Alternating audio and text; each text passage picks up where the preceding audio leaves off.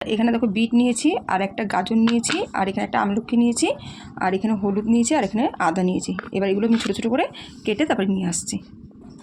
দেখো বন্ধুরা, এগুলো আমি কেটে নিয়েছি। এখানে দেখো বিট, গাজর আর আমলকি, আর এখানে দেখো হলুদ, আর এখানে আদা। এগুলো দিয়ে একটা জুস বানিয়ে নেবো। আর এটা কিন্তু অনেকটাই উপকার শরীরের পক্ষে। এটা ছোটো থেকে বড় সবাই খেতে পারবে, তবে ছোটোরা একটু পরিমাণে কম, আর বড়রা 1 গ্লাসের মতন খেতে পারবে। আর সপ্তাহে 2 থেকে 3 দিন এটা খেতে পারবে। তো চলো এগুলো আমি মিক্সচার মেশিনে দিয়ে একটু জুস করে নিই।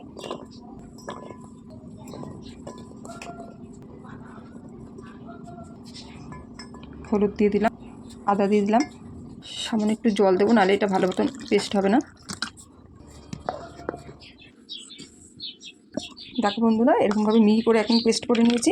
এবার এটা আমি ছেঁকে নেবো। তা এর মধ্যে একদমই ঘন হয়ে গেছে, আমি একটু জল দিয়ে পাতলা করে তারপর একটু ছেঁকে নেবো।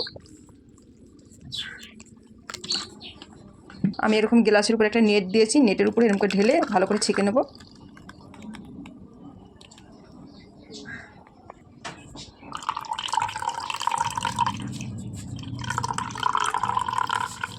এই দেখো বন্ধুরা, এতখানি জুস হয়েছে। এটা হলো বিটরুট। এটা খালি পেটে সকালবেলা খাওয়া অনেকটাই উপকার।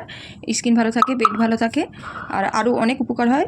যেটা আমলকি আছে, মানে চুল পড়া বন্ধ হয়, অনেক কিছু উপকার হয়। এটাতে অনেক মানে গুণ আছে। তাই এখানে আমি একটু ছেলেকে দেবো, আর আমি একটু খাবো। ছেলেকে আমি অল্প দেবো, আর বাকিটা আমি খেয়ে নেবো। এটা আস্তে আস্তে করে অল্প অল্প করে খাবে। কম করে একটুখানি জুস খেতে আমার আধা ঘন্টা লাগবে। ওই 1 চামচ একটু 1 ঢোক খাবো, একটুখানি হাতে কাজ এটা সেটা করবো, আবার একটু খাবো। এরকম করে করে আধা ঘন্টার মধ্যে এই পুরো জুসটা আমি খেয়ে নেবো।